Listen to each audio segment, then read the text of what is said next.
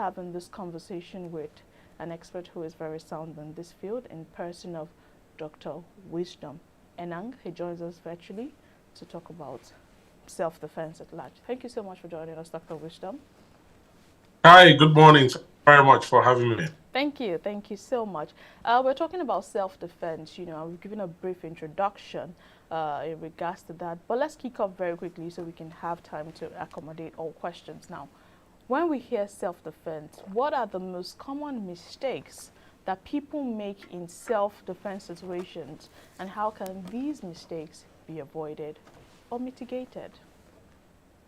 Oh, thank you. Good question. I think one of the most common mistakes is having a misjudgment of the situation.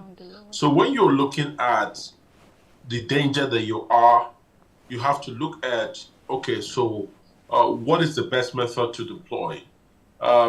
Is the best method to simply give up and just not get into the altercation altogether and find your way to safety?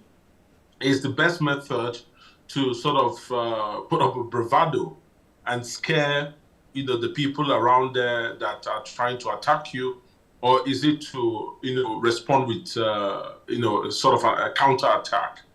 And you need to judge the situation very carefully, because it's a function of where you are, the location, how many people are attacking you, the nature of the attack, the apparatuses at your disposal. So are you able to run away? Are you able to call for help? Or are they just, the people around there? Are they people that if you call for help, no one is going to answer you?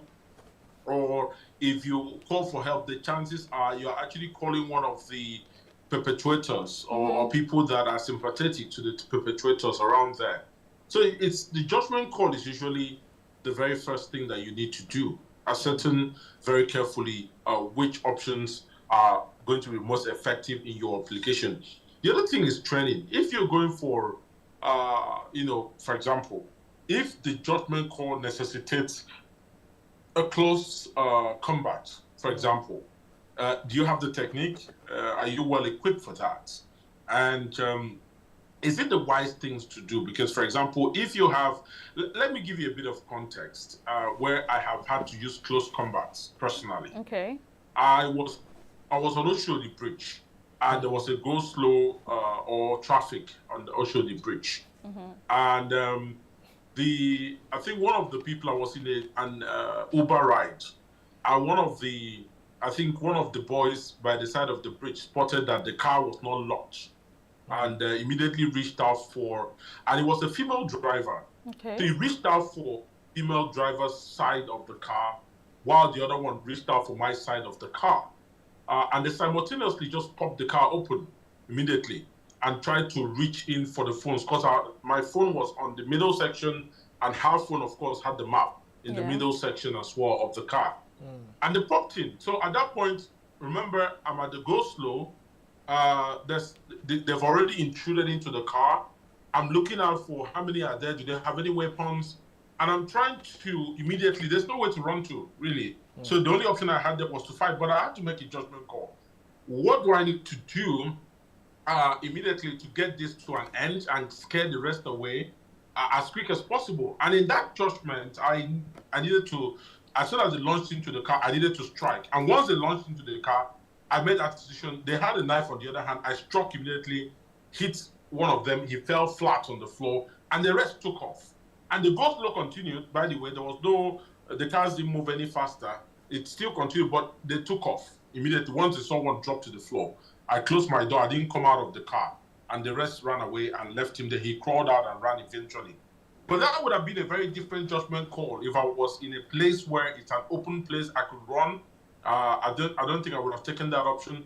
So at the end of the day, whatever force you choose to use, you have to have, you need to defend that level of force, that it is equated to the level of threat that you are experiencing, and that's the best call you could have made. I think that's just the way I think about it. It's all about the judgment call. All right, thank you very much. Which I was even going to ask you about that, which brings me to my next question. Let's take Nigeria, let's take some certain states like Lagos. People commute a lot, especially people working, they commute a lot in the night. So what are the best safety measures for people who move around in the night, especially people driving at home or people working in certain areas or just, at a certain bus stop, garages? What are the best safety measures around that period, around that time? Okay, I'm going to give you a few tips from my own life experience because it's relatable, and I can tell you, first thing first, you need to make a judgment call always. So I'll give you a context. If I'm driving a normal Corolla, for example, I don't mind being stuck in traffic, for example, because I know, okay, it's not standing out of the other cars. But if I'm driving, for example, a tinted Prado, I'd rather stay wherever I am and let the traffic, even if it gets very late, but let it be that I can get a very smooth ride home without parking in the traffic. So that's a judgment call. So each time I'm about to move, depending on the car I'm driving, I'm looking at my map and asking myself, okay, is there a traffic? And even if I have to stay till 11, 12, I don't mind because I'm more comfortable going at night, provided I'm going, I'm not going to halt anywhere and perhaps somewhere that is not safe, if that's at that time of the night. But do I really need to travel at the night? The night time is the question. So I can program my trips to make sure that the night trips are out if I can avoid it. That's another one. So judgment call about your timing, judgment call about how you want to make your trip. Then the third thing is, if you're perhaps going to make a journey, I always have a little change in my hands. I will give you a little bit of context again. I was driving, my Prado, and I was driving in Lagos, and some people came. I just saw them come out of, both sides of the road in the traffic, and they begged for money. And sincerely, I didn't have that much cash on me. So I told them I didn't have that much cash on me. It started like begging, but it soon became something else. Started by begging, and I waved at.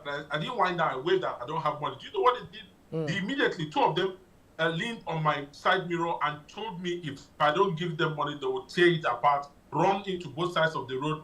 And I have to make a decision. Do I leave my car there and run after them? Or do I, so what's the judgment call? What saved me was that I had at least 1,500 of me. And what did I do? I gave them 500 each, 500 each. They thanked me and they went away. They could have snapped my mirror. Exactly. And in fact, I found out that on that same road, they have done that to several people. They'll do that and take off into the wind. You can't get them. So it always helps to have a little bit of light change on you if you're going to travel, because anything could happen. It could be the difference between fixing your side mirror that, I don't know, might cost maybe, 50,000 each, I don't know. But it could be one of the ways to avoid any of that altogether. Right. Then for me, another thing is, learn to communicate. I know people would feel I'm a big guy. Why do I need to tell anybody where I am? But I think it's very important because in this time and age where security is a problem, let your loved ones, family, loved ones, anybody, your friends know where you are. So, okay, I'm leaving to here, I'm going to here. And then it helps because if for anything, like me, if I'm going anywhere, at night, I would share my live location because it means I can get help. I mean, help. You could have a medical challenge. It could pop up anytime.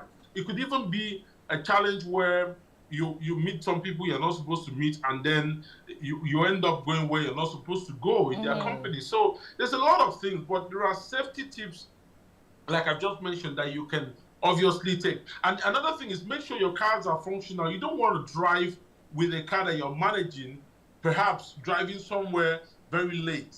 Because if the car breaks down, you're actually causing another, set of attention to yourself, dragging another set of attention to yourself. The other thing is when you're driving, avoid, if you can, dragging attention to yourself. What do I mean? Everywhere is dark. You're parked in a traffic light, a traffic situation, and then you have your phones on. Because what attracted those people to that car, particularly, was the fact that the driver had their maps on. I understand that the Uber drivers have to use the maps to drive, but it is actually kind of productive in one sense because you also have that attracting people's attention to your car. Yeah. Every other car is dark, and your car is having light coming out of it. So these are things. So perhaps what would have been the better judgment call? The driver, on approaching the traffic situation on Oshodi Bridge, should have just switched off that light. Everything is as dark as everybody else, and we get on our business, because when it's dark, they don't really know how to profile the car. Is it an army man that is in there? Is it a military person? Who is it? Because once they see that map on, they know it's an Uber. They've already psychologically profiled the car, and they know that, okay, these are defenseless people. Okay. I can break in and easily get what. So you have to give that air of uncertainty to those guys that are perpetrating this crime. They're like, who is in this car? It could be anybody. It could be law enforcement. It could be anybody. Once you do that, you've already given them a Wisdom Enang, let me come in here. You know, we're talking about self-defense at large, and so far we've majorly talked about commuters, commuting on the road, how to protect yourself against people that want to attack you on the road. Still on self-defense, but I'd like to move from commuting. Let's talk about harassment. Now, there are different forms of harassment. There's physical harassment, there's sexual harassment, you know, there's emotional harassment. But I would like to narrow it down to sexual and physical. When I say physical, hitting somebody, when someone constantly hits you, or when you're sexually abused by somebody. Now, two questions in one. In a case where you are probably being beaten, and it's frequent, and one day you choose to stand up for yourself, or you're being sexually assaulted, and then one time you choose to stand up for yourself in terms of self-defense, and things go south while you're trying to defend yourself, probably the other person gets injured or even loses their life. How do you defend such kind of situation with sufficient evidence, especially in a climate like Nigeria where it's hard to prove your case? And how best do you manage situations like that to avoid loss of life, in quote? Absolutely. I think it's a very important question. And, you know, for me, it's not just a Nigerian problem. It's a problem even abroad. And I'll tell you how those discussions go down in court. The first thing is, what sort of crime is this? Because we're going to target a crime. Because once you've taken a human life, or there's been some sort of bodily harm, it becomes a crime. Is it a crime of passion? Is it a crime of opportunity? Is it a crime of, revenge? What sort of a crime is it? So you then profile, what I mean in essence is you profile what is the intent. Then the intent, once the intent has been proven, it now goes down to the rationale, in terms of what can you defend the level of force that was given. For example, if somebody has been molesting another person, and on this occasion, maybe they were even maybe molesting, and they used brute force like fist, and then the other party takes up a gun and fires 15 bullets into that party's chest. The judgment call is, okay, fine, you were, it was a crime of revenge, but 15 bullets couldn't one to the leg have solved the problem. Did you make the right judgment call? So it's always about judgment call. But the thing is, when something encroaches on one's emotions, it's very difficult. A lot of people will not be able to, sort of rationalize the level of force they are applying, especially in that situation. So it's a very, very difficult case, because again, when you talk about someone has been doing this in the past, you see, when you take it to court, and this is one of the challenges with the legal system. The legal system doesn't look at the emotions of, this has been happening. The legal system is like, did you report it? And, had you reported it, then that would have been taken care of. But when you come and say, it's something that has happened, and, it's happened repeatedly, and once you've not reported it, or once there is no one that can attest to it, and once you have not explored the legal routes to resolve it prior to then, it becomes a very difficult conversation. Because remember, the two, once someone is dead, it's either the least you can get is involuntary manslaughter. That's the least you can get, all the way to capital murder. So you have to, across the spectrum, trying to pitch your argument to say, okay, look, this is but no one wants to get there. If let's say you have a very toxic situation that is going to degenerate, it's always better to take a leave. I like to borrow the words of Kenny Rogers. He said, "You don't have to fight to be a man," and you have to make that judgment call and say, what are. I always tell people, like, there are causes, there are actions, and there are consequences, and you're going to ask yourself, are the consequences worth the actions? And in fact, is it worth the causes that I'm trying to fight for? So, those are the judgment calls you make. Again, it's always about judgment call, but it's never, when you see the telltale signs of violence, you need to, get yourself out of that situation, because it could degenerate. It could be both ways. It Right. could be the man that is the victim, or if it's two men, the woman, it could be anybody. So you don't want to, push your love very far Very in true. situations that will bring violence. Very, very true. Dr. Wisdom Enang, this is a conversation that 20 minutes cannot do justice to, but I assure you, we will definitely have a part 2 of this discourse. We'll definitely finish it up. But unfortunately, right now, we need to wrap up the conversation because we've exhausted our time on this. Thank you so much for joining us. We've not landed on this. Would have you join us very soon again. Thank you. Deeply appreciate it. Enjoy your morning. And you too. Bye-bye.